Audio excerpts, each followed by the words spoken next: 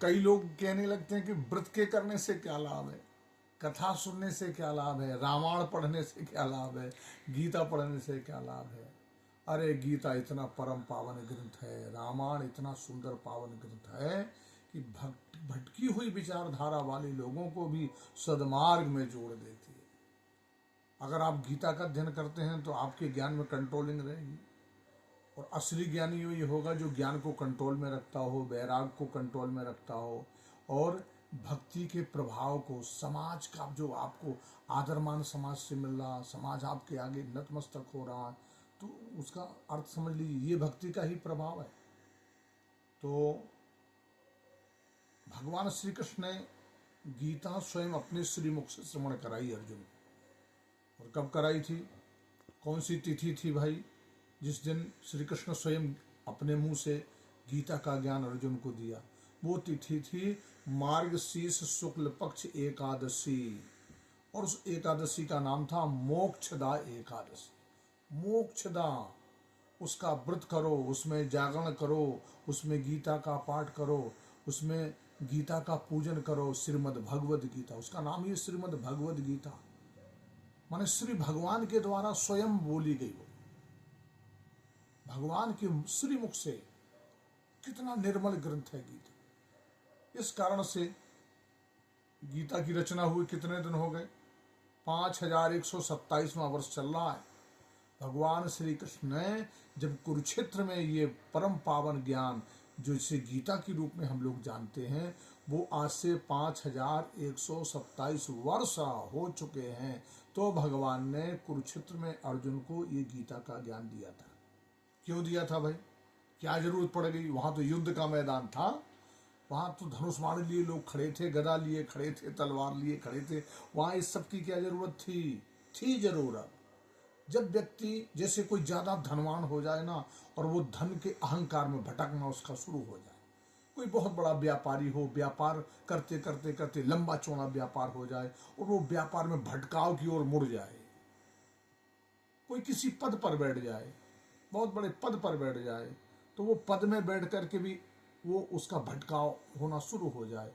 जहाँ जहाँ भी, चाहे पढ़ाई विद्या का प्रभाव हो, चाहे किसी पद का प्रभाव हो, चाहे धन का प्रभाव हो, और चाहे जिस चीज़ का प्रभाव है, आपके वाहन का प्रभाव, आपकी हवेली का, आपकी कोठी का, आपकी बड़ी बड़ी गाड़ियों का प्रभाव आपको भटका ना दे, इसलिए गीता बहुत जरूरी है।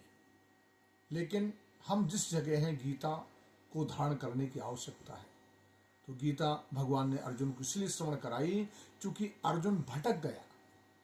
गांडीवधारी अर्जुन, भगवान श्री कृष्ण का सखा अर्जुन, भगवान श्री कृष्ण का भगत अर्जुन, और भगवान स्वयं उसके लिए सारथी बन करके रथ में बैठ के उसको, उस अर्जुन को बैठा के, और अधर्मियों से लड़ने के लिए। गीता अधर्म से लड़ाने का काम करती है, अधर्म को हराने का काम करती है। गीता काम को हराने का काम करती है, क्रोध को, लोभ को, मोह को, अहंकार को नर्क जाने से रोकती है गीता। और वो गीता मार्गशीर्ष शुक्ल पक्ष, जैसे 1 दिसंबर को है गीता, गीता जयंती। गीता जयंती का मतलब गीता का जन्म हुआ। गीता का जन्म हुआ कब? और उस एकादशी, और एकादशी के दिन ही भगवान ने गीता अर्जुन को सुनाई। देखो, चूंकि अर्जुन भटक रहा था, ये एकादशी का व्रत, एकादशी का पूजन, गीता का अध्ययन, भगवान का भजन पूजन हमें भटकने से रोकता है। अगर गीता हम अध्ययन करेंगे तो ज्ञान में जो अहंकार पैदा होता है, या हम निर्बलता को, भगवान ने तो नपुंसक तक कह दिया अर्जुन को, नपुंसक, जो वीर होकर के, धनवान होकर के, गुणवान होकर के वो धर्म के रास्ते से भटकता है या पीछे हटता है, वो नपुंसक की श्रेणी में आ जाता है। इसलिए भगवान श्री कृष्ण ने अर्जुन को नपुंसक शब्द का प्रयोग किया कि तू नपुंसकता को प्राप्त हो गया अर्जुन, तुझे हुआ क्या है भाई? तू मेरा भगत, मैं आगे और तू पीछे। इसलिए जब कोई भटकाव हो तो भगवान ने अर्जुन के भटकाव को रोका, और भगवान ने उसे सर्वत्र अपना विराट रूप का दर्शन कराया। कब कराया? उस तिथि को तो मैंने बता दिया कब कराया। ये जो एकादशी आ रही है ना, जो 1 दिसंबर को एकादशी है, गीता का जन्म हुआ, उस गीता के ज्ञान को अर्जुन को श्रवण कराया, और भगवान श्री कृष्ण ने उसी दिन अर्जुन को अपने विराट स्वरूप का दर्शन कराया। इस कारण बंधुओं, हम तो कहते हैं गीता का पूजन करो, रामायण का पूजन करो और भगवान के चरणों में सदा आदर के साथ प्रणाम करो, तो आप अहंकार से बचोगे, आपका रास्ता सुंदर हो जाएगा। अगले एपिसोड में फिर मिलते हैं। सबसे निवेदन है, इस वीडियो को पूरा जरूर देखा करिए। जब आप पूरा देखेंगे तभी आपको पूरा ज्ञान मिलेगा, पूरी जानकारी मिलेगी।